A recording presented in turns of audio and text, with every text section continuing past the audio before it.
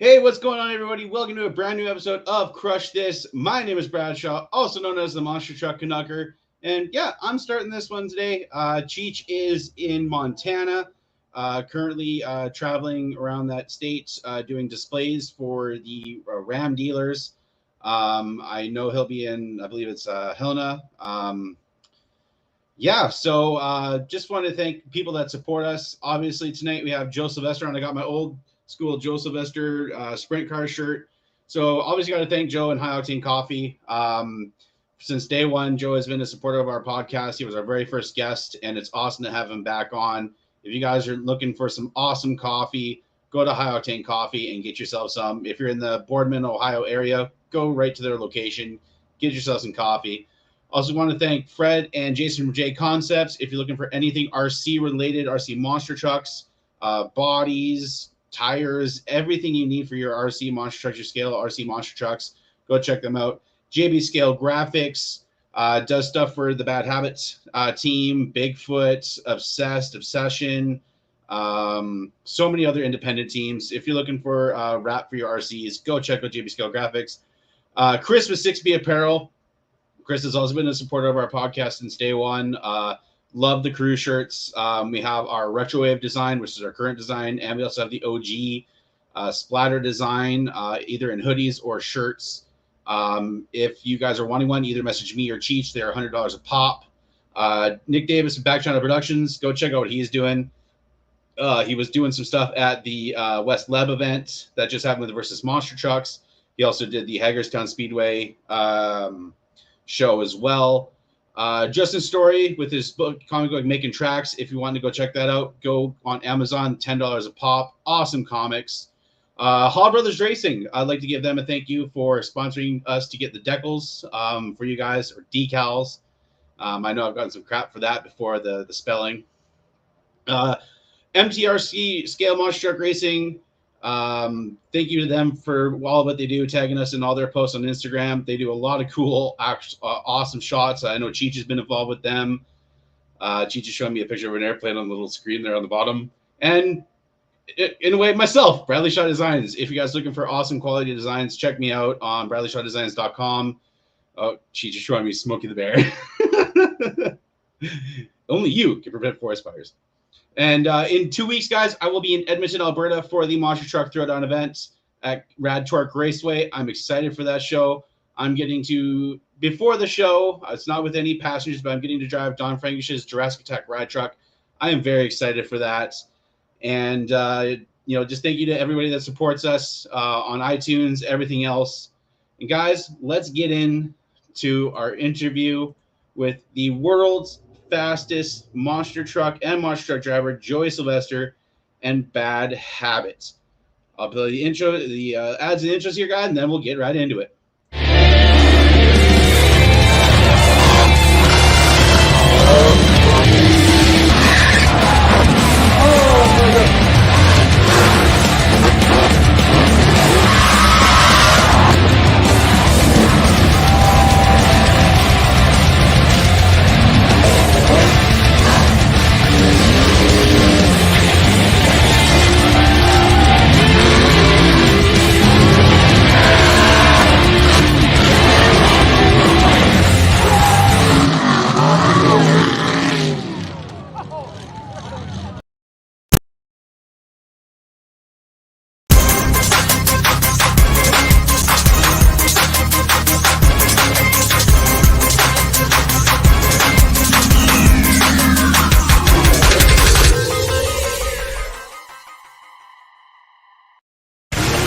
This isn't your typical motorsports podcast.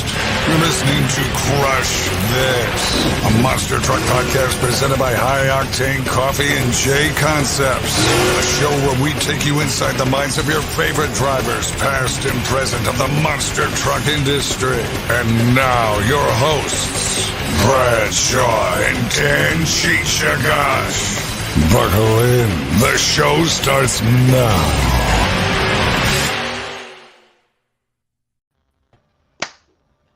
That's a cool intro.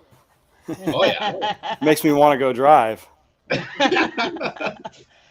Well, thank you. Yeah, I was fixing it out. My camera has stacked up a little bit. I got a book, a wallet, and a mouth guard. So I think I'm doing all right.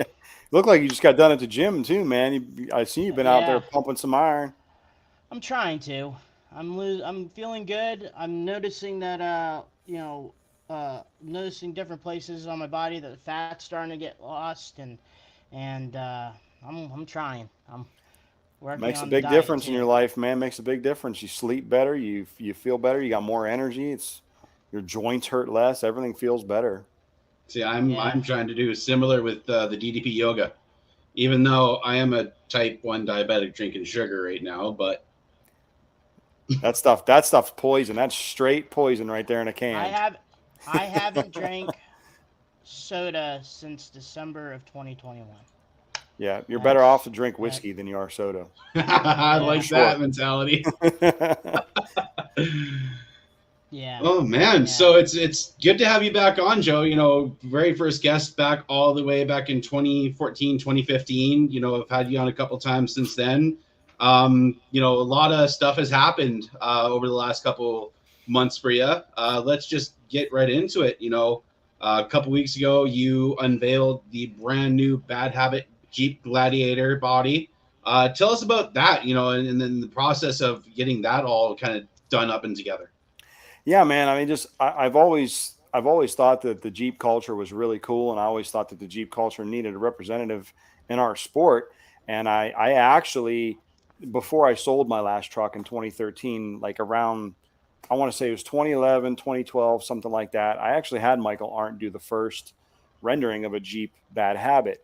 It never went anywhere, obviously, at the time. I didn't have the backing to do it to the extent that I wanted to. So obviously that got put on the back burner.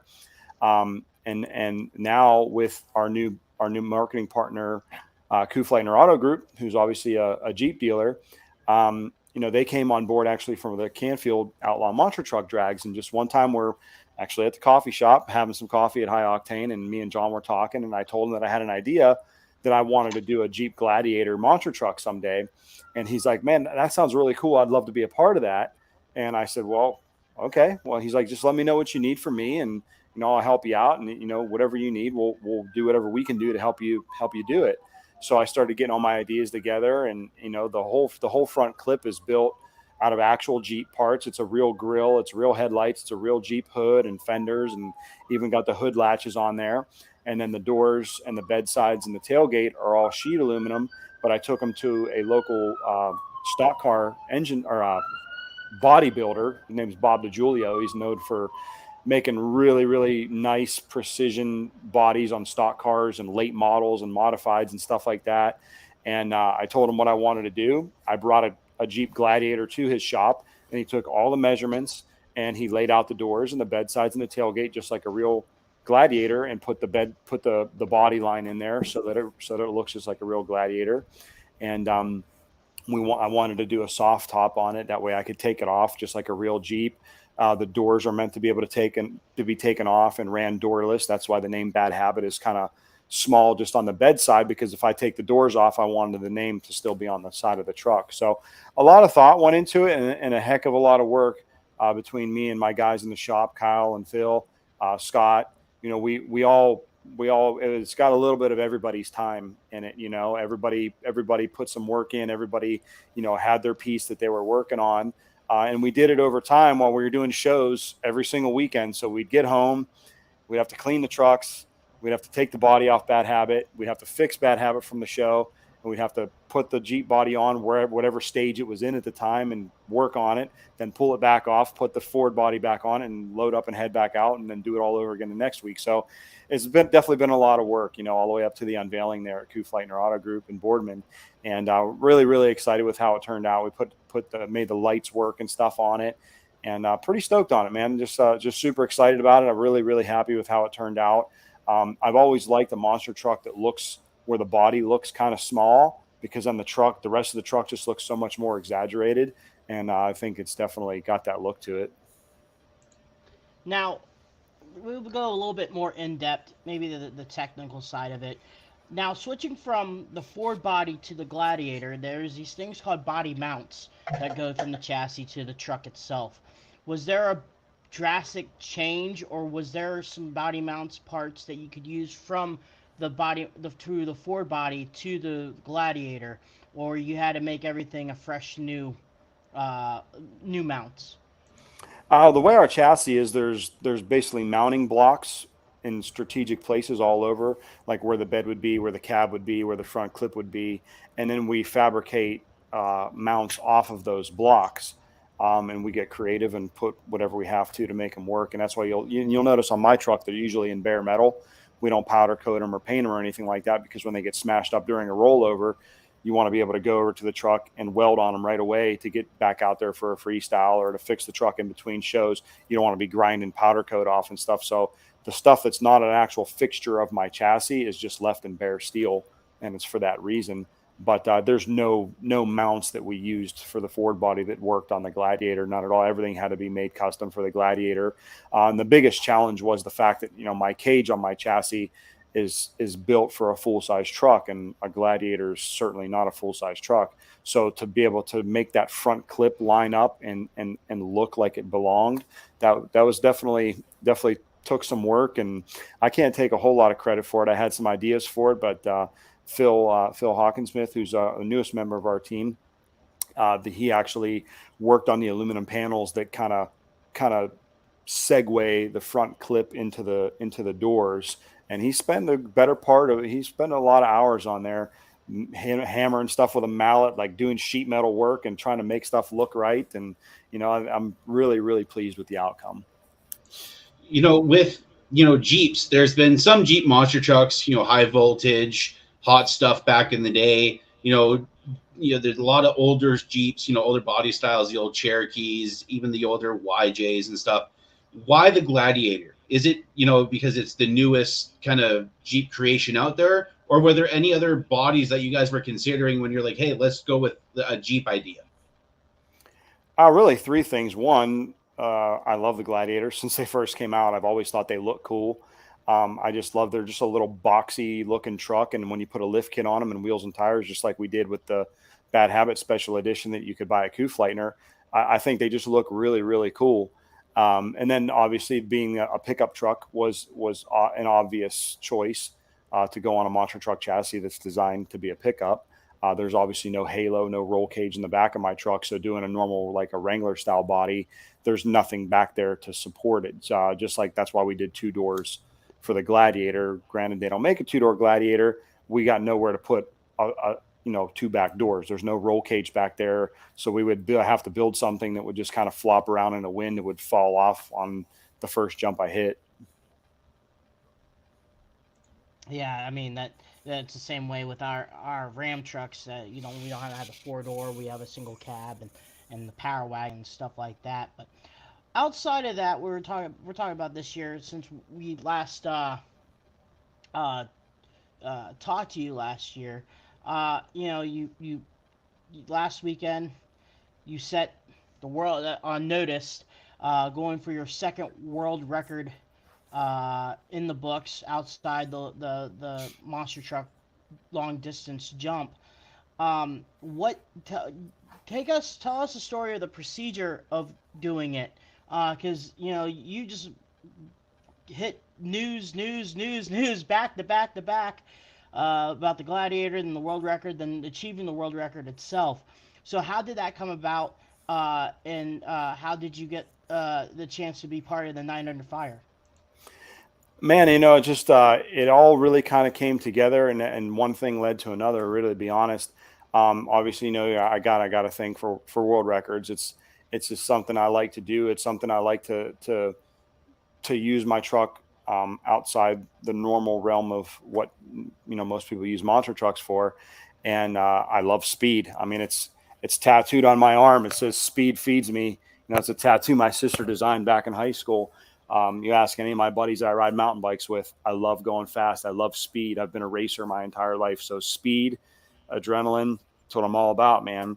So when I saw that the record was 100, I started thinking about what we can do to beat that, and what we can, how we could set the truck up. Is it possible to go faster than that? My last record jump I did, I actually did 85 miles an hour. We did some testing leading up to that where we hit some high speeds, and I knew that it was sketchy on the asphalt for sure. On the dirt, it's actually way easier because the dirt absorbs all the vibrations of the tires and everything. So when I hit 85 miles an hour, it was going straight as an arrow, wasn't shaking or anything like that. But when you do it on asphalt, it's a totally different ball game. The tires are shaking like crazy. The steering is super twitchy.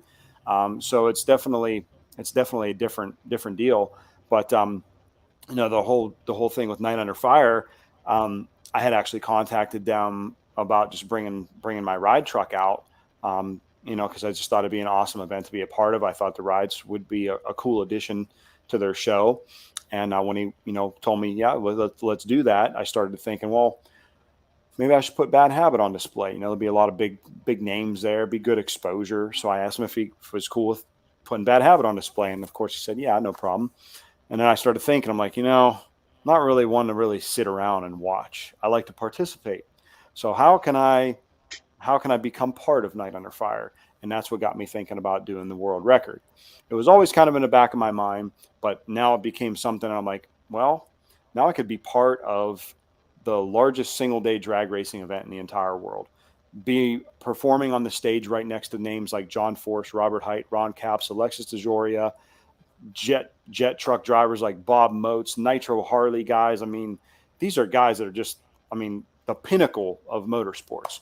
So I'm like, man, to be able to do something alongside those guys would be such an honor. And I think it'd be great for our sport. It'd be great for monster trucks.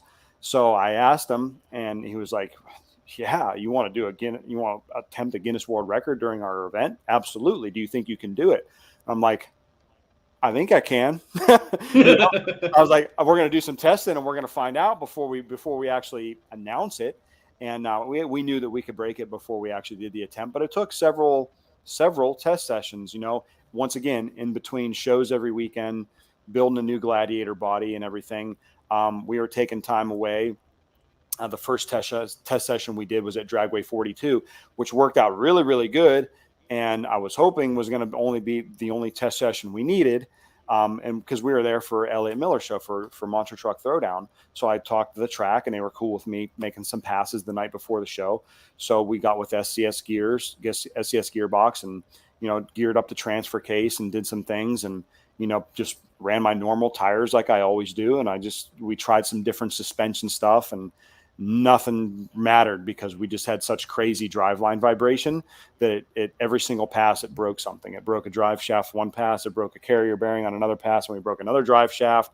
And then it shook really bad on another pass and I shut it down. And sure enough, in racing during the Monster Truck Throwdown, it broke the rear drive shaft, So I was like, all right, something ain't right here. We got to figure this out. So we rebuilt the transfer case. We put fresh mid shaft in, fresh drive shafts, rebalanced the drive shafts, fresh carrier bearing. We went through everything. And I was like, these tires, my Hater Cut Yokohamas with a 3.5-inch tall cleat on them probably aren't the ideal tire to be using on a drag strip. So we started trying to figure out what we could do for tires. And I found a kid down in Missouri named Devin Treat that's working on like an old school monster truck build. And he had these tires that I traced back that Randy Moore actually had cut and buffed down into slicks. And I said, hey, man, you want to sell those things? And sure enough, he agreed to sell them to me. And I was down there in Missouri doing some shows. So I went and picked them up and brought them home. And we stuck them on our ride truck wheels. And then I had another set of tires that I bought that were cut and buffed down that were Firestones that we put on the front. Went and did another test session. And these tires on the front shook so incredibly bad. I literally I asked my guys, are the lug nuts tight? Like, it feels like I have a wheel that's ready to fall off. Like, it was so bad. It was shaking my eyes. It was knocking the wheel out of my hands. And we had only done, what did we hit that day? I think 92 or something like that. So we weren't even at the record yet. And I'm like, this thing is shaking just is horrible. I can't run this thing like this. So we were like, oh, let's just flip the tires around backwards and see if that works. And we were going to go make another pass, and it ended up raining. So that day got kind of canceled.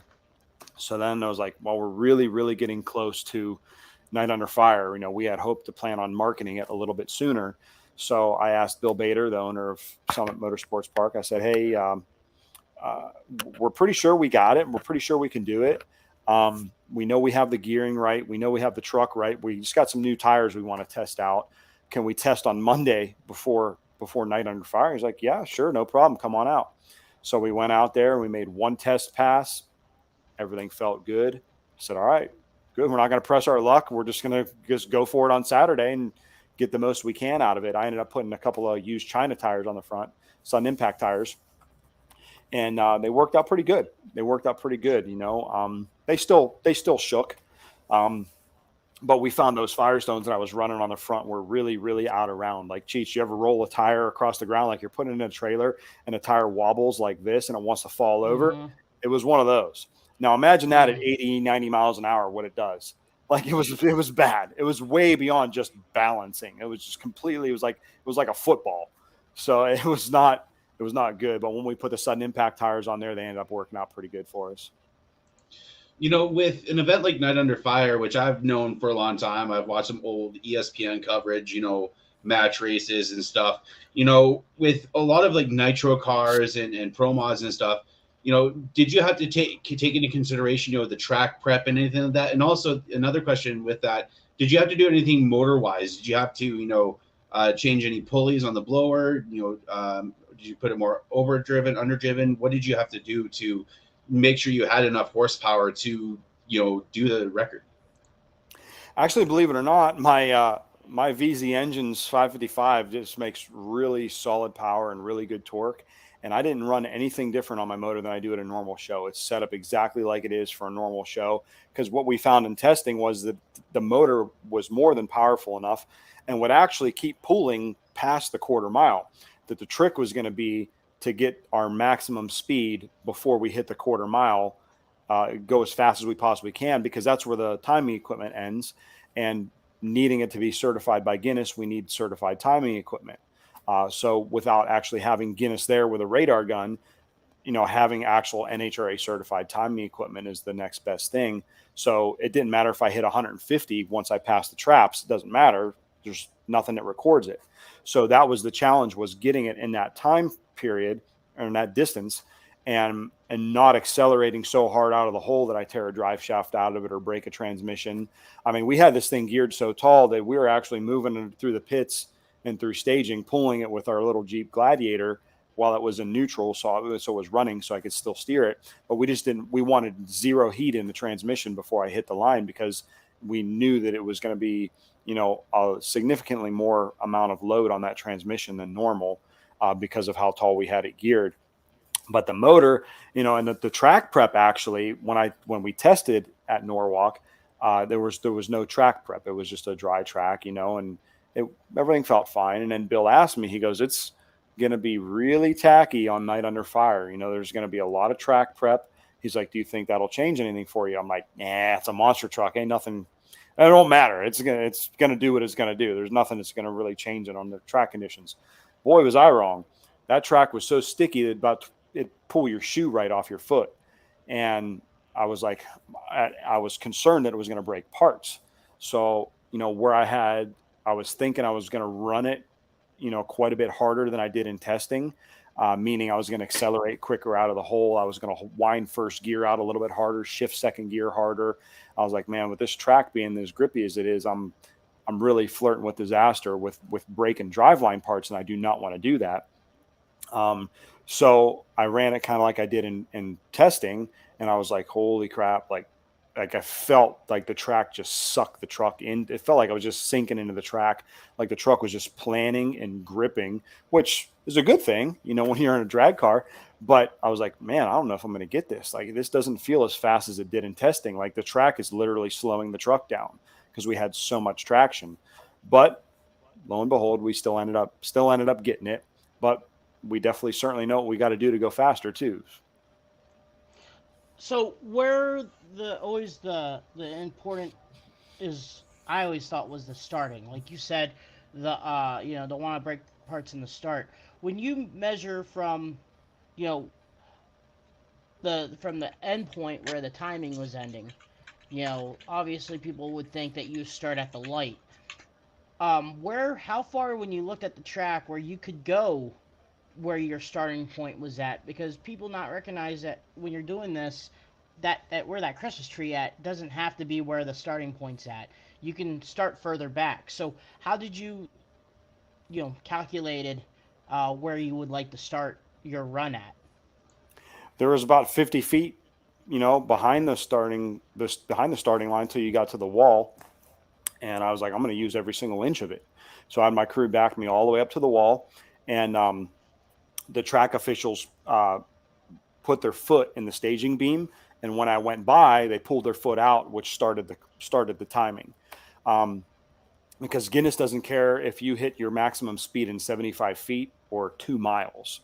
It's about getting absolute top end speed that you possibly can, which if we were in the Bonneville Salt Flats or the Maxton Mile or something like that, or an old rundown airport, we would have a half mile, 1 mile. We'd have as much as you could possibly ask for, because we were, at the quarter mile, not even close to redlining on my motor, and it was still pulling, but there's no sense in pulling it harder, and because there's no timing equipment out there, like I said.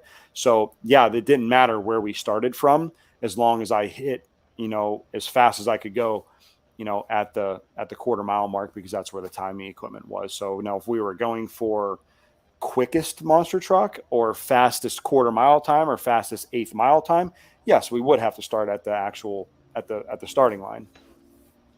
With doing this, and the way you started reminded me a lot of the road racing and stuff that I watch, like Texas 2K and FL2K and stuff like that. Now doing this, does this interest you in going to a place like the Texas Mile or some of those half mile events, and letting her eat fully, at one of those events, seeing if you can go faster than 101 miles an hour? I don't know. Are there any people that watch those events? Is there 45,000 people in the stands watching that? Not really, but it is a big thing within the racing realm. Yeah, not interested. I feed off that crowd, man. I'm an entertainer. I'm a performer. Just like we're at a stadium for Monster Jam or one of these shows for Monster Truck Throwdown, and there's 10,000 fans they're screaming and pumping you up. Without that, I could go out in my backyard and go really fast. But if there's nobody there to watch it, who cares? Nice, Brad. Anyway, it was a thought. Now let's go back a few months. We're talking about this year, Mount Pleasant, Michigan, the casino show. Yes. Man, they haven't been back there for a few years, and you're one of the throwdown OGs before you sold your first truck to Jerry and took a little bit of a break. But outside of that, this was one of the main destinations that the Throwdown did, and you were asked to do that show. And it's always been a long track. They always have difficult tracks, and this one was a pretty good one. And watching everything, it looked like you were having fun in there. So talk about Mount Pleasant. Oh, dude, that track that Elliot had and Brian Manson helped, Brian Manson design and build. It was definitely fun, man. It was a fun track to drive. The racing was super close. And you had 10 really badass trucks there. You had guys that you had to worry about everybody, because everybody was bringing their A game, and everybody was capable of winning. And, anymore, I've really kind of become, as hard as I tend to freestyle sometimes, I've really kind of become a lot more about the racing, just because the competitor side of me still likes that clean cut win or lose. Because how many times you get freestyle and you're like, oh, well, I should have got a better score than that, or this or that. It's subjective. Freestyle is completely subjective to who's judging it, and it always will be. You can only, and no matter how legit you make freestyle or how legit you make freestyle judging, it's always still going to be subjective. Racing, you either win or you lose. You cross the finish line first or you didn't. So that's, in that sense, I like that part about racing. So going to that show, knowing the lineup that was going to be there, and knowing that everybody likes to go big, I went with my sights set on winning racing. And I said, if we win racing, then we'll deal with freestyle. But, I knew that it was a very prestigious event. It was an honor to be a part of that show. That facility, that casino, that hotel is first class. It's right on par with any of the nicest hotels you're going to find in Las Vegas, I think. And then they've got a really awesome concert venue out back. They got great restaurants inside. The people, my God, from the people that work the casino and the hotel to the fans were second to none. I mean, the people were polite. They were super cool. The fans were really, really into it. Sometimes you go to shows and it's, you could tell if they're like monster truck fans or if they're just people going to the fair that want to go be entertained on a Saturday night, or if they're people that are like really diehard monster truck fans. And I could tell you there was 10,000 diehard monster truck fans on that hillside at Soaring Eagle Casino because people were super into that show. And, that track, like I said, it was very challenging and it was a lot of fun to drive. And for me to go home with the trophy was definitely very gratifying for me and my team because that's what we went for. We went there to win that race. Cheech mentioned, your old truck. How is it seeing that thing still competing and out there and kicking ass like it has been doing with the DCT Power Sports team? Oh man, I love it. Those guys just bottomed half the chassis and did some new updates to it, but I cannot believe how long it's been running for. Like since I built it and I beat the crap out of it, then they've been beating the crap out of it, and like it's really nothing special. It's a very old school design. Like my new chassis with Bad Habit, my Eddie Mica chassis there's nothing smaller than 134 wall tubing in the whole thing. It's 134 wall. The cage is 180 wall. A lot of stuff is 250 wall, and the cradle and back by the wheelie bar. I mean, it's super heavy tubing. There's nothing above 2-inch 120 wall tubing in the old Bad Habit chassis. The truck, when I first built it, and it was on coilovers with no sway bars, and before we had to put the big bulky wheel tethers and stuff like that on, it only weighed 9,000 pounds, weighed 9,200 pounds. I took it across a set of tractor pulling scales one time. So it was a very lightweight truck. So to see it out there is still doing well and getting the crap kicked out of it week in and week out, I'm like, that's gratifying too. I'm like, man, I built that thing a long time ago. There's hardly any bends in the chassis at all as far as tubing. It was a very, very simple, basic design that, I still think works really, really well. And honestly, with the way they've got the suspension set up on that truck and Jerry's truck, the dump truck, are two of the best landing trucks I've ever been in my life. And I've driven a handful of trucks, including my truck now, which I always tell people usually hurts me once a night. Other than that, it feels okay, but I'm still not satisfied with my suspension. I don't know if it's just because the truck is so darn heavy. But my old truck and stuff, those trucks land better than anything I've ever been in. Now let's go back. We're going to bring those two up to the line because you have driven the previous Bad Habit as fast as probably as fast as it can go, or even more doing test sessions when you did your record jump. And also with this one. So, man, I know people will probably gonna be, saying, there is a difference between the two trucks, but in the drivers out in your mentality, Joey, if you're going back to the archives of you driving the other truck, I mean, are these two trucks apples and oranges pretty much? You driving both of them down the drag strip? They're both sketchy in their own way going down the drag strip. This truck was very, very stable, very, very stable, very wide housings, wide offset wheels. Truck is very low. But I never set the old truck up to go down the track. Like when I took it down the track at 80 miles an hour when we were testing that thing, it had no sway bar on the front. It had a sway bar in the back only, and it had single rate coilovers all the way around it. I mean, that truck on transports sat taller than this truck now does on big tires. And so it had a full on, it was set up like I was going to jump it. So it wasn't really set up, we didn't dial it in to go down the quarter mile. So, but it definitely was a little more sketchy. It rocked and rolled and everything. But I think if we had played around with it a little bit, we could have got it dialed in. But, this truck, we we messed with the suspension on it. No real major changes. Really, my rear ride height was the same as what I'd not run at a normal show, because I knew where I wanted the truck to sit under acceleration going down the track. I didn't want to be doing a wheelie looking like a gasser going down the quarter mile. Like, I wanted the truck to be sitting level so I could see where I was going. So we had good forward bite, front and rear. We still ran a front drive shaft in it, just like normal.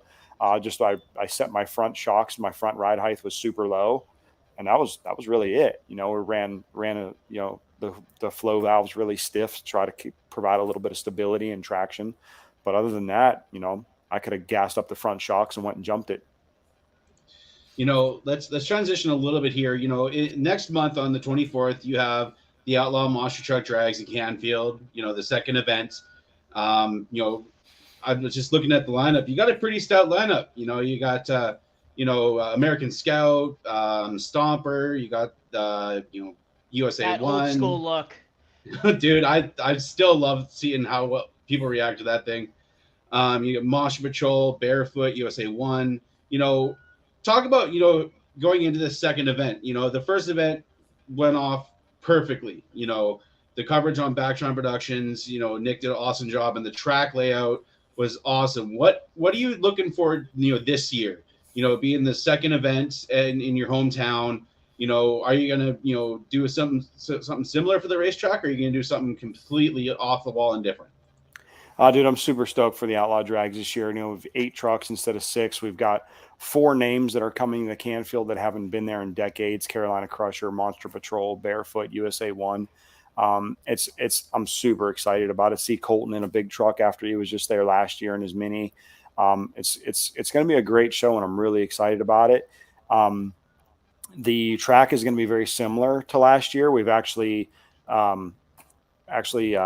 Austin Spence worked with some guys on. Hang on, my computer's trying to restart here. Hang on a second. I hate this Technology, am I right? I don't need any updates, and I don't need my computer to restart. It's working just fine the way it is. Austin Spence was working with some guys on the simulator to simulate Canfield and build a track, testing my ideas. So the track layout's going to be similar to last year. We're going to have the second jump be the school buses again, have a big finish line jump.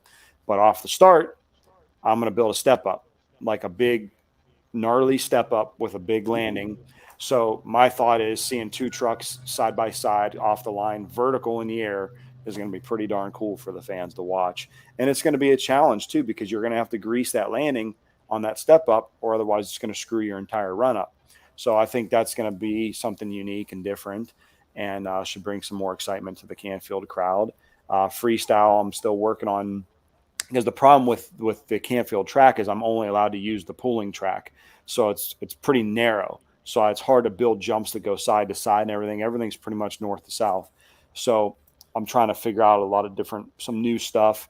I'd like to maybe integrate some popper style obstacles in there, because I feel like the show was lacking that last year. There was nothing to do any sort of stoppies or popper wheelies or anything like that. And just be a little bit more diversity in the freestyles if we can throw some obstacles like that in there.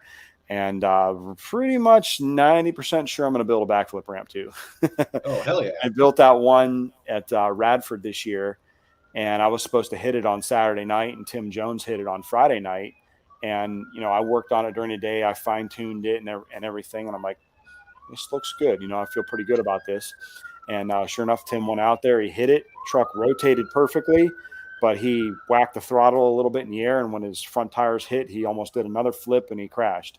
But when he hit it, the truck rotated perfectly. And I was like, sweet, I got it. The ramp's the way it needs to be.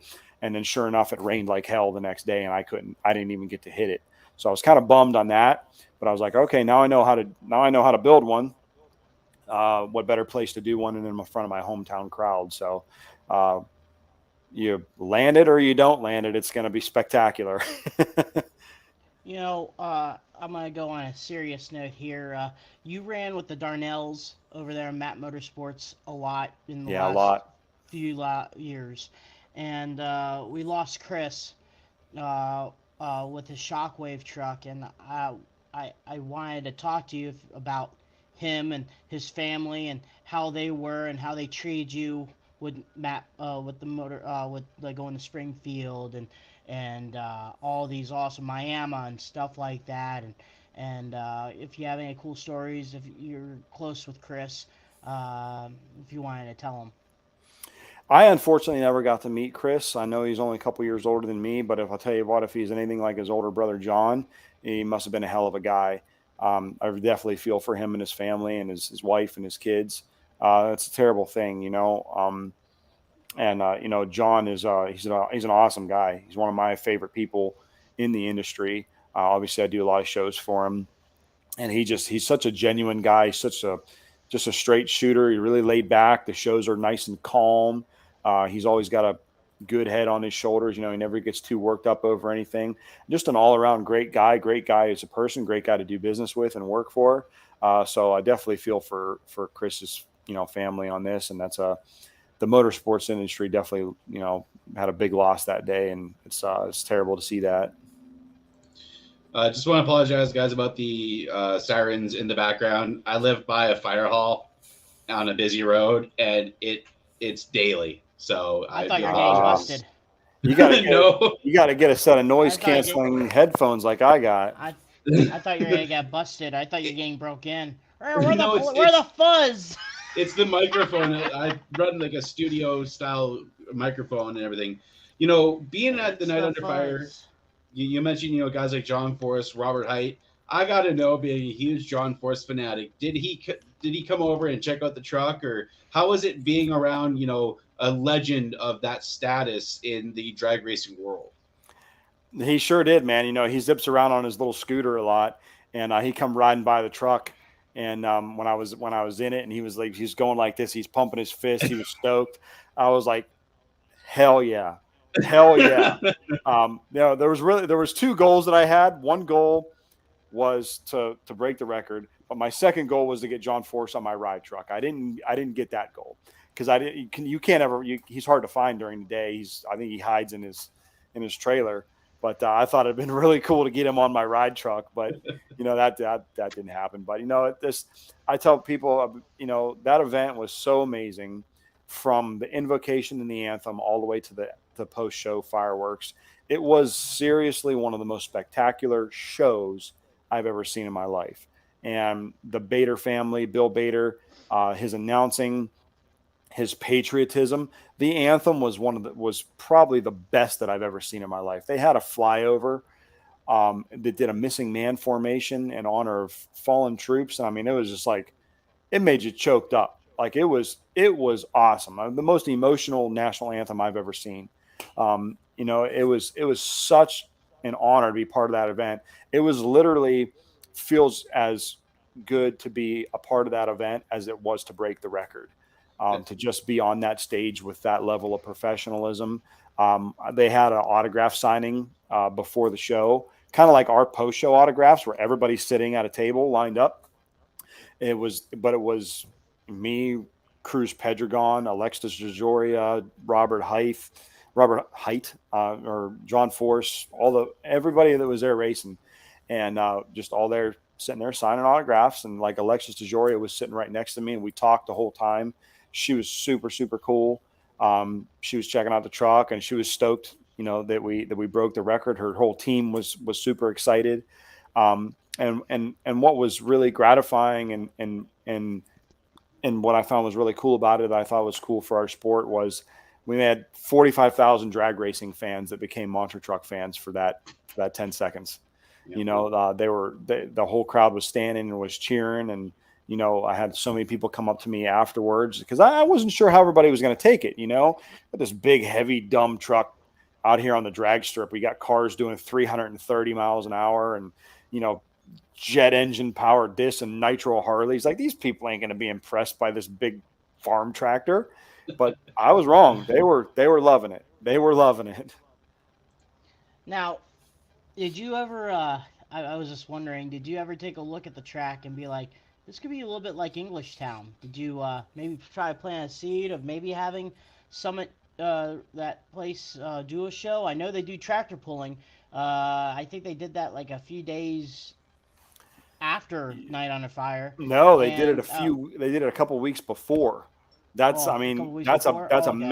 massive undertaking, and really outside the box thinking on Bill Bader Jr.'s part, because and he's very much about the show. He gets it. He understands that motorsports is entertainment, and he's there to put on a show for people. And for him, a couple weeks before his crown jewel event, his biggest event of the year, Night Under Fire, he covered his entire damn track in dirt. I mean, how crazy does that sound? Can you Yep. imagine being at that board meeting with him and him saying, "I'm going to cover the track in dirt and have tractor pulls on it 2 weeks before Night Under Fire"? Jaws had to hit the floor, but he made it happen. Put the dirt down, had a successful Lucas Oil tractor pull event, brought in some heavy hitters, and then a week later had a completely back to normal and fully prepped for the Lingenfelter Blue Suede Cruise. I mean, it was a massive job. So, I can't speak for him. I don't know if they'll do it again. I hope they do. I would hope that maybe monster trucks are on their radar in the future. Cause that'd be cool. I bet it was liberating for them. Obviously, Bill Bader Sr. passed away a couple of weeks before the events. I believe it was shortly after the NHRA national event there. I bet it was liberating for them to be able to do this event, and just the reception that it got. I've like I said earlier, Night Under Fire is an event that I've known. I remember watching videos of John Forrest versus Whit Bazemore, and John couldn't, for some reason, the reverser didn't work. So what did he do? He flipped the Yui, came back, did a couple dry hops, and went down the strip. How was the atmosphere knowing that a man that had pioneered entertainment in drag racing had passed away? How was the atmosphere at that event?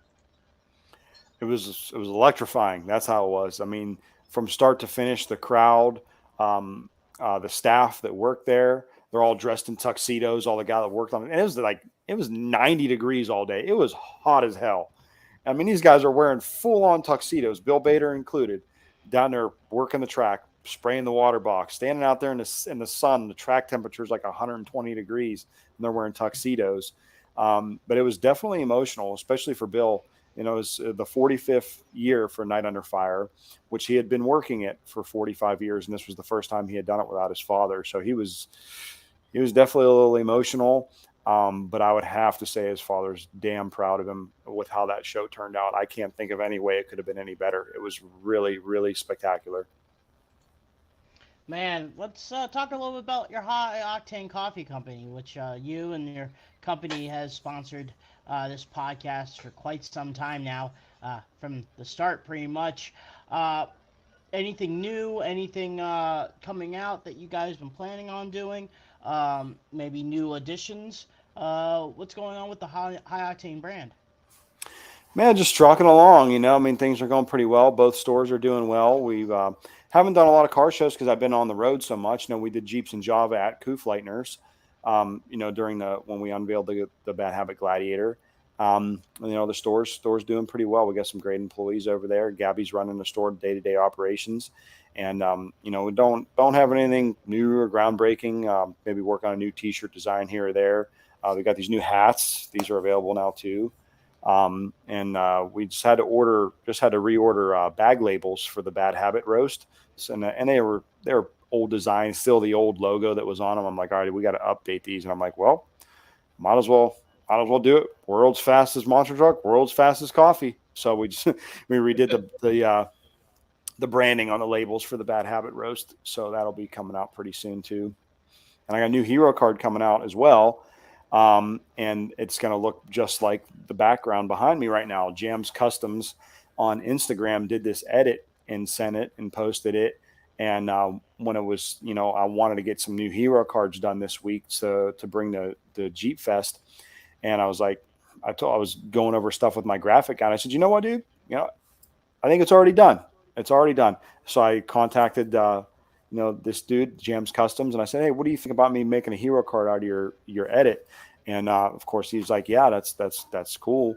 And so that'll be pretty stoked on it. I think it looks really, really awesome. You can't see, well, I guess it's this side over here. Like there's fire belching out of the headers and stuff. He did a really cool job with it, and it really kind of captures the moment of a monster truck going down a drag strip with the tree and everything. So I was like, this is perfect. This will work awesome.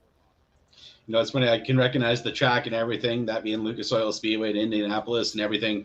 You know, one thing I love seeing your posts is about mountain biking. You know, a lot of people, you know, I am a big dude, but I love mountain biking. I've been a fan of mountain biking for a long time. Crankworks is coming up in Whistler. Yeah. You know, I have a dirt jumper myself and everything. You know, what bike are you riding these days? And you know, would you ever want to come up to Whistler and BC and ride some of those trails? I would love to, man. You know, I've been, you know, that's like my first love is mountain biking. You know, like I fell in love with mountain biking before I ever fell in love with anything else. I started when I was 12 years old with BMX and mountain biking. And a lot of people don't know that I raced semi-professionally downhill mountain biking when I was in high school, you know, all the way up till I was 17 or 18 years old. And it still continues to be a big passion of mine. You know, this is what I do for a living, but mountain biking is my passion, and I do it every chance I get. Generally, there's a mountain bike in the trailer when I'm on the road, and I try to go ride as much as I can when I'm home. I got a solid crew of friends, and we are always going riding. The week after my Canfield show, I shut my phone off and I disappear for a week, and I go mountain biking with all my buddies. We usually take a trip somewhere, and we go somewhere that we can't ride all the time, and we take our, go rent Airbnbs and go have some fun. But no, man, I love it. Actually, I think a buddy of mine is either trying to qualify or has qualified for Crankworks this year. A local BMXer from here, that's from my hometown, Anthony Napolitan. He was just a awesome. No way. Yeah. Him and his brother from right here. His brother's Ronnie Napolitan, coincidentally enough, owns another coffee company. And we ride with them guys whenever they come back in town, or I've gone out to California to ride with him. And Anthony was X Games BMX medalist. He's got a lot of really cool accolades in his BMX career, and really jumped on a mountain bike a few years back and took off really, really quick with it. And he's become very, very good on a mountain bike as well. And I believe he's doing Crankworks, or he's trying to qualify for it. I'm not 100% sure. I just saw something pop up. One of my buddies posted, but I would love to go to Whistler sometime. I was just down in, where was I? I did a show in New York, and I knew I was only going to be like 25 miles from Mountain Creek Bike Park. So I brought my enduro bike and took the morning of the show, went and rode for a couple hours at Mountain Creek. And the chance of losing your collarbone again. Yeah. I rode slow though. I rode slow. I took it easy, But as far as what I'm riding these days, man, it's a sickness. I've got probably too many bikes, but I've got as far as mountain bikes, I've got my enduro bike is full suspension enduro bike. It's an intense carbine that I built up with Profile Elite hubs, and nice. it's got all Fox factory suspension, Fox 38 fork on it, which is just massive. It looks like a monster truck shock. It's a gnarly bike. It's a big bike. It's meant to be ridden very hard and very, very fast. Coincidentally, that's the one I always get hurt on. And then I've got a Yeti Arc, which is a full carbon fiber hardtail, but it's not a cross country bike. It's a trail / enduro bike meant for doing crazy rowdy downhill stuff. It's just a hardtail. The geometry of it's just like an enduro bike. It's got a 130 mil fork on the front, Fox factory fork. And it's super, super light, and it's a lot of fun. And it's what I ride primarily, because everything we have locally around here is nothing really too crazy, nothing real choppy. Everything's fairly smooth. I mean, so it's like the perfect bike for most of our local riding. And it jumps like a dirt jumper. It's a jump. The bike jumps really, really well. And then I've got an Airborne Griffin, which is almost looks like an oversized BMX bike. It's got 3-inch tires on it. And I've upgraded a bunch of stuff on it with Hayes brakes and stuff like that. Hope hub. All my bikes have Profile. My Yeti's got Profile hubs on it too. Profile's like one of the best brands, and I bet those bikes jump really good at Ray's mountain bike. I don't use any of those ones at Ray's. That brings me to my next bike, my dirt jumper. It's a dirt jumper / dual slalom bike, because I used to race dual slalom. And there's actually a dual slalom race locally that just happened on Saturday this past weekend. And that's the second year in a row I had to miss it. Last year I missed it because I had a ride truck event pop up And this year, obviously, I had to miss it because of the world record. And, but I raced it like 3 years ago. And that was the first time I raced dual slalom since I was in high school. So it's been over 20 years. And I was like, man, I forgot how much I really enjoy racing dual slalom. So I built a bike up for it, but I also use it at Rays. It's a dirt jumper, but I built it with racing dual slalom in mind as well. Whenever I get the time to go do it, it's a GT La Bamba frame with Profile Elite hubs, front and rear, sun rims, Maxxis tires. What I got a fork. I got a Manitou Circus fork on it. And went really overboard on the brakes for a dirt jumper. I got these full billet purple anodized Hayes Pro 4 brakes, which is like their enduro brake. But I was like, it's way too much for a dirt jumper, but they look really sweet. when I build a bike, it's like I'm building a hot rod, like I'll build it and I'm very meticulous. Like all the bolts that I use all be like anodized, and like I make it like a little hot rod, so. And then I've got a road bike too. And Gabby, obviously, she's training for Ironman. And so she does a lot of long road bike rides. So I go with her as much as I can. But, I definitely do a lot more mountain biking than I do road biking. Road biking is just kind of my way of training for mountain biking when the trails are too wet to ride. Man, the arsenal of bikes is kind of a little bit like my RC stuff. Yeah. Which, just giving you a shout out. Hey, John's going to probably get a hold of you here soon. He actually, JB Scale Graphics got into some new equipment. So they're now going to do stuff in-house. Oh, cool. They had a printer that they had to use a forklift to take to get delivered, and then figure out a way to, they had to take a winch and bring the printer down and stuff like that. So, he'll get a hold of you soon there, Joey, to see about the future, the gladiator look of your truck. So yeah, no doubt. And he's talking about it's trying to become popular with the 1/24th scale RC trucks. We're working on a Spin Master toy too, actually, with the new gladiator body. So I just sent them the artwork for that. So they're working on that, and I think it's going to be out next year. You heard it here first, everybody. There we go. You heard that. Boom. Man, what's your next show? I know that's coming up soon, and a lot of people are still probably wondering, are you still gonna, try to break your own record on your jump? I would like to someday, but that's definitely a pretty large risk, both on me, the equipment. So I'll gladly do it, but somebody's going to have to be willing to pay, pretty well for me to go do that. I'm pretty confident that I could beat it. I know what I need to do to beat it. But it's definitely comes with its fair share of risk for sure. Especially the way I like to do it. I like to make it, as big as possible. I like to be high up in the air. I don't like to just go long. I want it to be a massive, massive jump. So it's definitely takes some testing. So definitely going to need a little bit of money to go do that one, but I would like to do it again for sure. But I've got some other stuff in mind too. If Night Under Fire becomes an annual thing for us, can't go back and keep doing the same thing every year. So, never know. Maybe we'll do some 8th mile stuff. Maybe we'll do some quick acceleration stuff, more top speed stuff. Who knows? I got plenty of ideas floating around in my head. It just all matter what makes sense. A lot of the long distance stuff that you do reminds me of guys like Seth Enslow, Trigger Gum, rest in peace. Yep. A lot of that stuff. And I could tell that you're inspired a lot, Scummy, obviously you're sponsored by Skivvy. Yep. How did those guys, inspire you to do a lot of the stuff that you do in your life?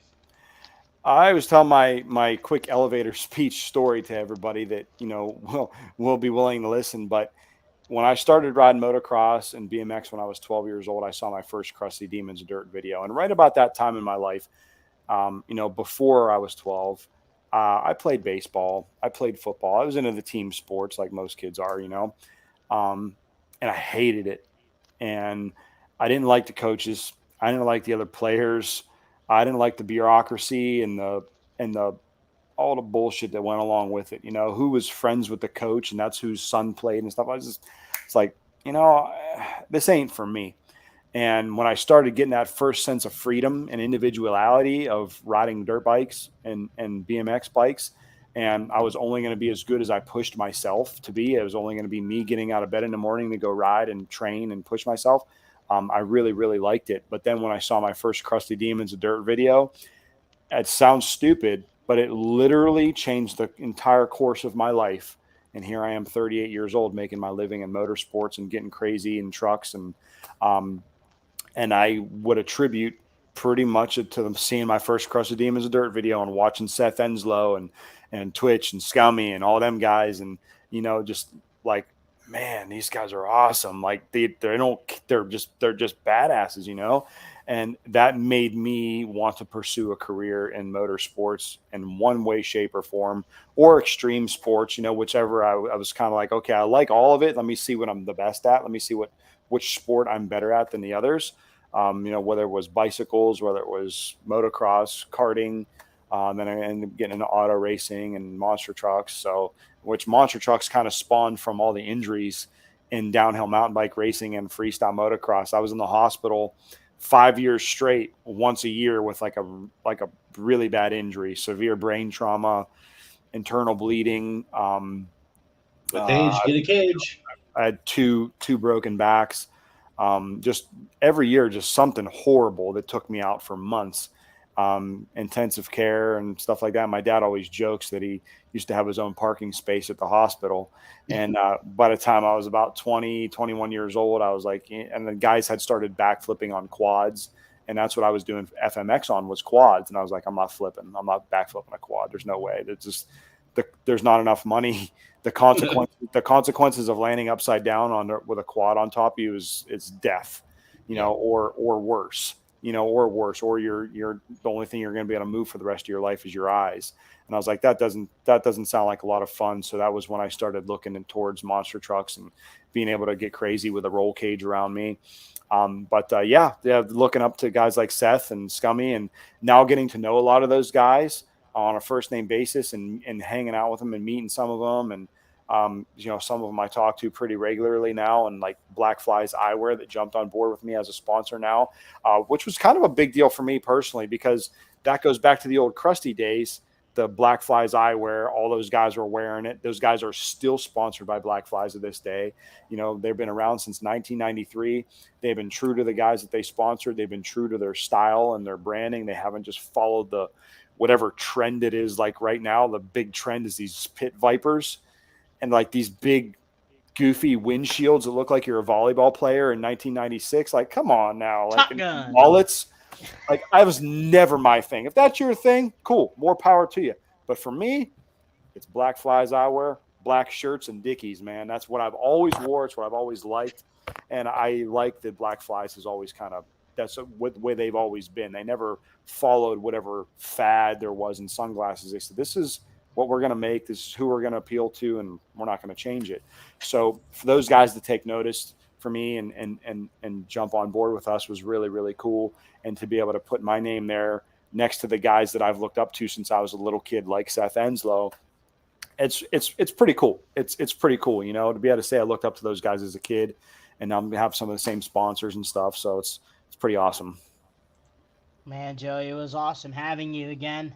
Or kind of our yearly deal here, and always want to catch up with you. And your year is, 2022 is not over yet, and you're already still doing big things. There's probably more to come. You got the Outlaw Drags going on in here soon, so.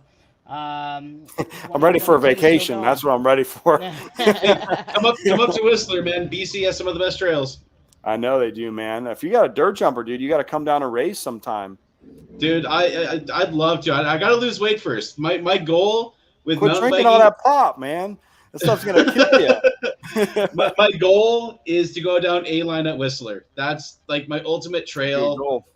That is I'm not gonna do crabapple hits though, because crabapple is like for experts only. That's for like guys like Nikolai Rogatkin. Man.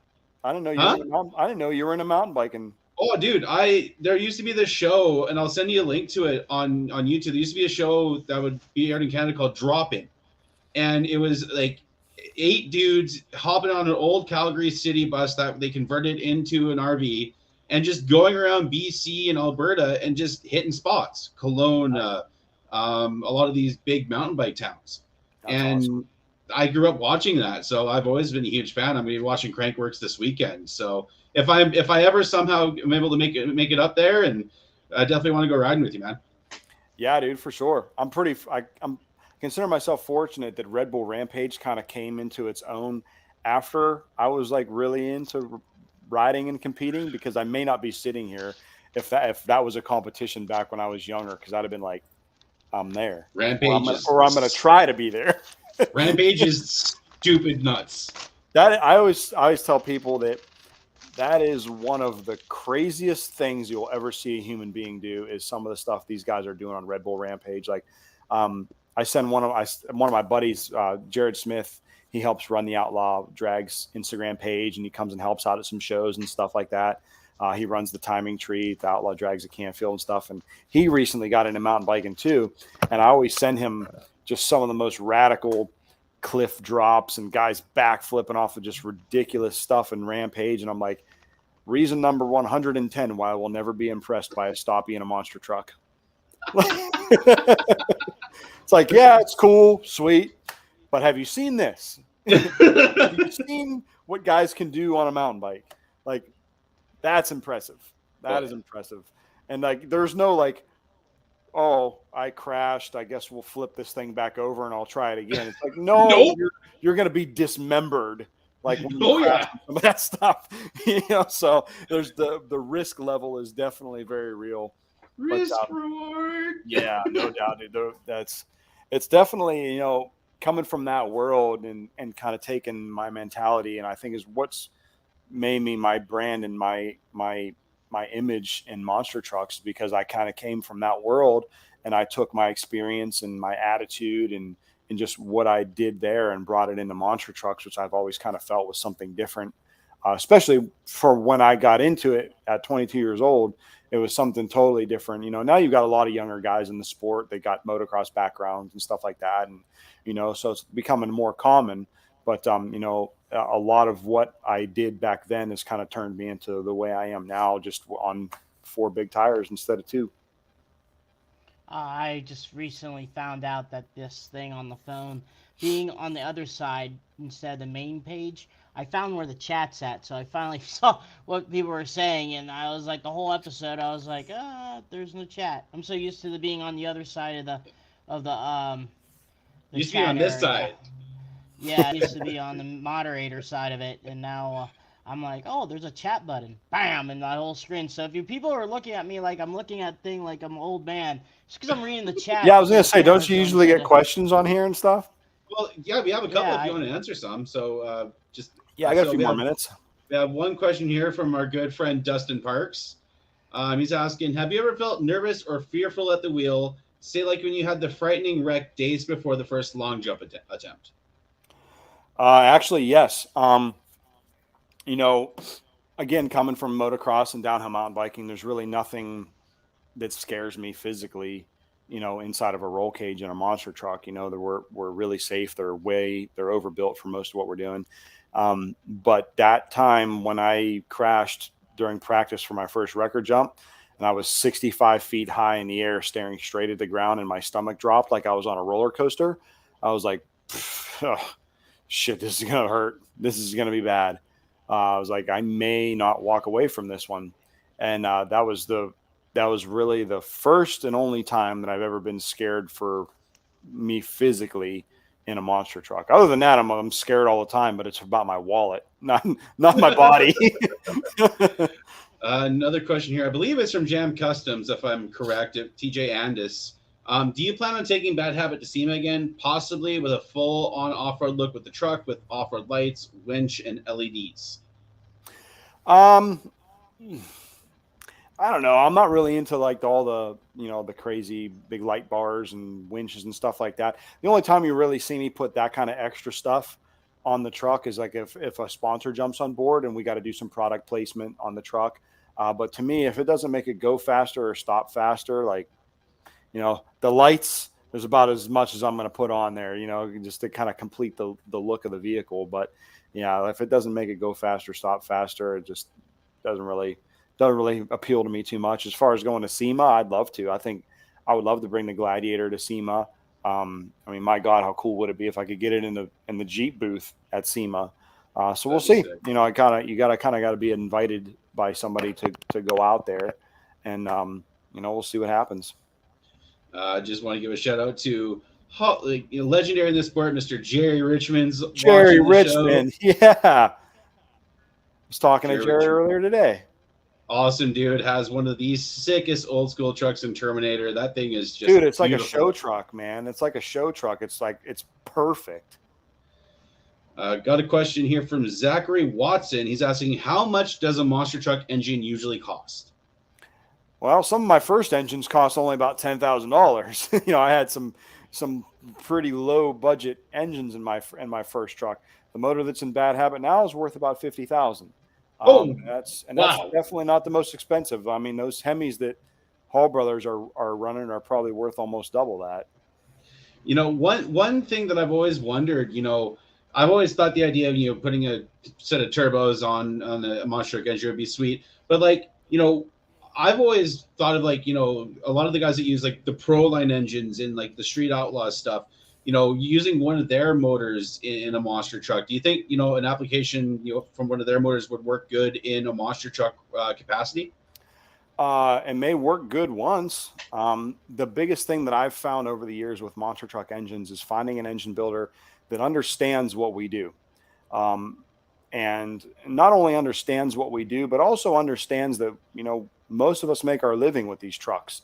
So we're not just trying to get an engine built to go beat our buddies on the weekend. And if it blows up, we're like, oh, well, I guess we're going to have to park this thing for a little while. No, that's not an option. It has to run, and it has to run all the time. And if we say we need it in a hurry, it's because we need it to put food on our table. So finding an engine builder that understands that is definitely paramount. And I've definitely done that with Steve Vance and VZ Engines down in West Virginia. He built engines for me years ago. And then he kind of took a break from, you know, building his own engines. And he was an instructor at an engine building school in Texas, actually. And now he's back to running his own engine shop full time. And the man builds one killer engine, and he understands what we do. And the majority of the engines that he builds get ran in the dirt. So there's something to be said about that. Somebody that understands that these are not going to be, you know, ran on the asphalt where it's a clean surface all the time. These motors may get dirt in them at some point. You know, they're going to get ran out of coolant. They're going to get ran upside down and on their nose and out of oil. And, you know, so he understands that. And, you know, it's finding an engine builder that gets what we do that really makes it. There's plenty of engine builders out there that can build a badass, super high horsepower, fast engine, but there's not a lot of engine builders out there that can build an engine that can withstand the type of punishment we put an engine through. Yeah, another thing there, Brad, is also the lag that comes up with sometimes the ideas of you're going. Because remember, monster trucks are on and off throttle constantly. Drag racing, they're on. Right. You know, the only time they're on and off is maybe tire shake and stuff like that. But outside of that, they go from 0 to 100. Monster trucks go into 0 to 100 every few seconds because of throttle rhythm and momentum and stuff like that. So the abuse of the engine going, you know, the throttle rhythm itself is putting a lot of abuse on that. And then if you're asking like pro chargers and stuff like that, those stuff can produce lag because, you know, in drag racing, when you get on a line, they have to produce that type of power before they take off. Well, you're pretty much taking off all the time. The engine that I would think is like something like what Ken Block has in the Unicorn, you know, where he can get into that boost really fast, you know, with anti-lag. That's just a thought that I've always had. I think it'd be cool to see a monster truck, you know, spitting flames and popping and banging at the starting line. I just think it'd be badass. Yeah, I mean, keep in mind too, we do a lot of really stupid stuff with our engines, like you know, revving them for the crowd and wrapping the throttle a bunch of times when we're drifting around during freestyle. You know, it's, you know, we're using our engine as part of an entertainment factor and show. So that's not really the way that you're supposed to use a blown alcohol motor, but it's what we do. And we run them for a long time too. Like System 1 Ignition rebuilds my magnetos for me, and they do them for you guys too, I know, Cheech. And they do an awesome job, and they find little tweaks so they can make them a little bit better, make a little more power. And they told me mine was there was some stuff inside it they were concerned about. They're like, how long do you run this thing for? I'm like, I don't know. I do freestyles or I've run 4 minutes, 5 minutes if things are feeling good, nothing broke. They're like, that's way too long. Like it looks like you've overheated this thing. I'm like, like I've overheated the motor. They're like, no, you overheated the magneto. These things aren't meant to run that long. So I was like, oh, well, I didn't know that. Now that's interesting question. With the motor that the longevity, or let's say the durability of it, because the motor that you had in your truck when you do the world record run, that's still the same motor that you did shows and you did your practice sessions and stuff like that. Was that on your radar too? The durability. I know you trust your engine builder, but you know how motors are. You can have a brand new motor of the show, it can last you a year. You put a brand new one, it can last you one show. So how was that in your mind too about that, about how long you had the motor in your truck for? Not really, because the motor's got pretty relatively low hours on it, and I've found that Okay. the longer I run my motor and the more oil changes I do, and that oil looks good and the filter looks good, the more confidence I have that that motor is going to keep on rolling. And I'm so picky about my motor. Like we never ever cold start it without preheating it first. Don't matter what the temperature is outside. Um, I'm very particular about my startup and shutdown procedures of the motor. I'm very in tune with how far it leans out when I lean it out. My air filter, if I run a dusty show, I change it for the next one. Like it's that simple. If my filter gets dirty, I change it. Like a lot of guys will just run them all weekend long. If there's 2, 3 shows, they'll run the same air filter. I'll change it twice a day if I have to, you know. And I have a very elaborate air filter setup on my truck just because I've lost motors because of air filters. A stupid $100 air filter cost me a $50,000 motor because it fell off or it clogged or something like that. So I'm very particular about it. As a matter of fact, so much to the fact that nobody puts the air filter on my motor but me. So I Yeah. just become very particular about my motor. But yeah, that's really, we didn't really need any more power for the speed run. Um, I certainly could have gotten more out of it, knowing what we played around with on the dyno and stuff. But I was like, if I don't really need it, I'm not going to take the chance on burning it down or, running it too lean or taking the timing a little bit too far. So I just, that definitely in the back of my mind too. If it was the end of the year and it was the last thing we were doing, yeah, might have set it on kill. But I also didn't want to set it to the point where I knew it was going to rip a drive shaft out of it too, because it already makes a pretty significant amount of torque. Nice. Nothing compared to your Hemis, though. Yeah. A lot of people, well, I've seen some people online compare you guys' speed run to mine. It's like you can't really compare the two because I don't know how much room Mark had to run. I don't know if he did it in a quarter mile, if it was longer, but the Hemi motors have a way different power band than a Chevy motor. Like my motor, like once you hit about 7,000 RPM, it's not making much torque anymore. It starts going down. Those Hemis, man, those things just keep on pulling, don't they? They'll pull 9,000 RPM. So you guys can, your gearing is going to take you a lot further when your motor can carry you there. A Chevy motor won't do that. It's no matter who is going to compare from the brothers from Monster Jam to you, they're always going to compare the runs. It's always going to be like that. I mean, the brothers did theirs at a racetrack going uphill, I guess, or down. I don't know what, but they started Well, it also on was Guinness, gravel. so it would have had to have Yeah, been either uphill or flat because one of the yeah. stipulations with Guinness is you can't go downhill. Okay, so then yeah, it was going I'm pretty uphill, and sure it then was uphill a little bit because yeah. I've been to that track before, and I think that straightaway does gradually go uphill, and then once hmm you pass the finish line, it really goes uphill. and it's a different uh, you know ways of setting up and stuff like that. I know for a fact if you're on a long outdoor track, that truck, Mark and Kurt's truck, loves long straightaway tracks. And we found that out when we got the truck all set up at Hagerstown, and it had a little bit more to go. and but you know the way it goes is a little dusty and a little stuff going on there, but still, I mean the trucks are like that, you know, and they're you know all vehicles that we run are drag racing motors technically.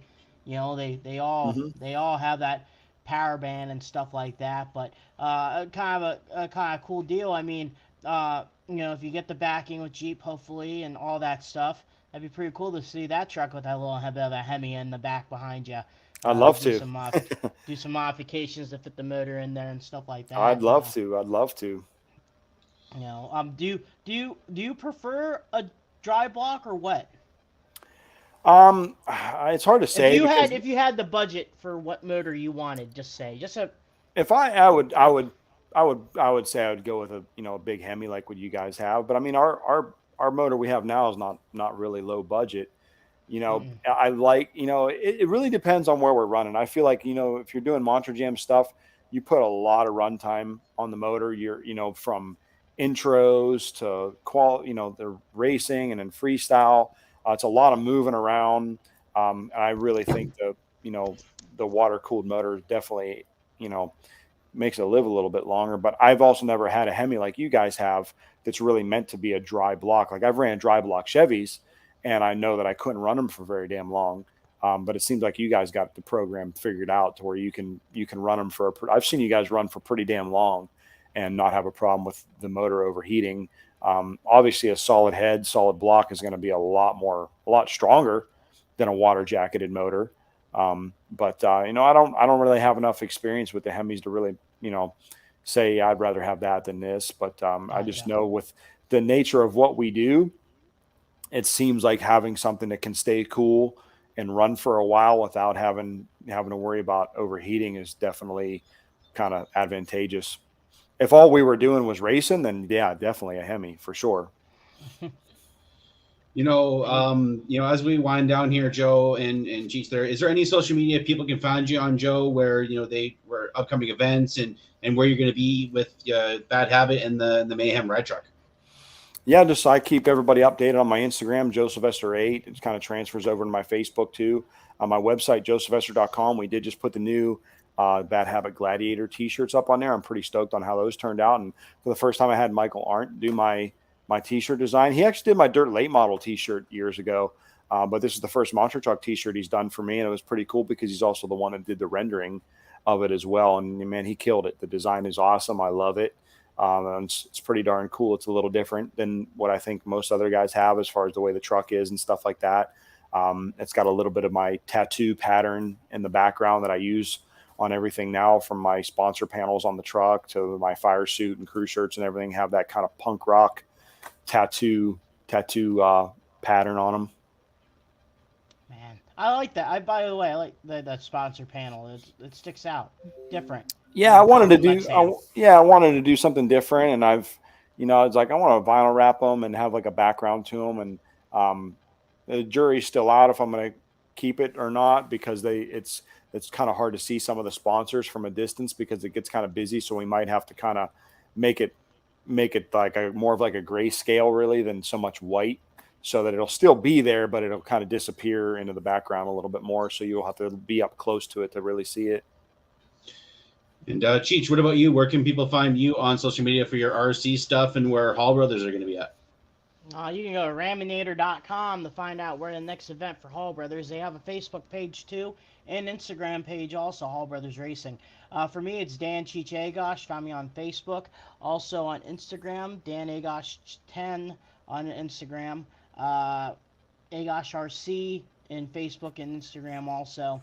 And outside of that, too, Churg Hing on Facebook, and then MTRC on Instagram, on Facebook too. So go take a look at that. And also, next event for me is still here in Montana and Helena, the capital. I say Helena, they say it's something else, so they're probably Helena. getting mad at me. Helena, yeah, you guys up there, it's Helena. But anyway, going there next, and then I know that the ride truck's going to a town in New York, I don't know. And then the week after that, next week for that. They'll be in Muncie, Pennsylvania, and the Ride Truck and Mark will be doing a car crush there, and near it's in Muncie, Pennsylvania. If anyone needs to know where that's at, it's about a few towns away from Williamsport, the home of the Little League World Series. So when they do that, that's when the Little League's there for baseball. So that's some cool stuff going on there too. So as of right now, that's the rest of my schedule that I know. But there's more to come. Just go to raminator.com and take a look. There's other stuff going on in the schedule. We're doing a transition from on the website, so take a look at that too. And for me, just go on Instagram at the only monster truck Canucker. Go check out bradleyshawdesigns.com. I got some stuff in the works right now. If you guys want to come hang out at a show, I'll be at the Monster Truck Throwdown Show at Rad Truck Raceway in Edmonton, Alberta, and I will be getting to drive. And there's going to be video footage of this. Don Frankish's Jurassic Attack ride truck. Nobody in it, just me. I'm excited to get the opportunity. Sign that waiver. Sign that waiver. Finally gets put that little check on the bucket list. Say, hey, I'm driving a monster truck. So, but Joey, just want to thank you for all the support that you've shown for us for all these years. I'll see you in Thanksgiving, Joey. That's right. That's right. From being our very first guest and helping us with giveaways and stuff, we just want to thank you. It's means a lot to be associated with you and your brands, and to be continuing what we do. It means a lot to us. Well, I appreciate it, guys. You guys show me a lot of love, and as well as the rest of the sport. And I think shows like this, and like the Throw Out podcast. I think what you guys are all doing for the sport is awesome. It needs more of it, and it's really showing the fans a different side of what the drivers and the teams are all about. It gives you a little bit more real insight into the technology and the way the business is, because there's always speculation of things and stuff like that. And I saw this or that, and who's running this, and we'll explain everything, So that's why I think stuff like this is really important to kind of inform everybody, so that everybody understands a little bit more what goes into making these things get down the road. And Cheech, who is our guest next week? Tim Hall will be our guest. Oh, nice. The boss man. So the boss man will be on next week and talk to how their season is for the 2022 season, and catch up with them on getting into the Hall of Fame. We didn't do that, but also talk about that and what's going on with Hall Brothers Racing. I mean, it's easy, just do an episode with me, but we gotta go with the boss man. So that's all right, and he'll know where I'm at next week. So no running Cheech, no running tonight. But all right, guys. Well, again, Joey, thank you for coming on. Next week, like Cheech said, Tim Hall. And guys, before we go, make sure you check out your friends and family. Mental health is number one priority. If you're struggling, if you're going through some stuff, please reach out to me or Cheech or anybody. You don't need to go alone in this. Your life is worth more than losing it. And we want to keep you in this world. So guys, next week, Tim Hall. And guys, like we always say on the podcast, keep the rubber side down and the shiny side up, everybody. Peace.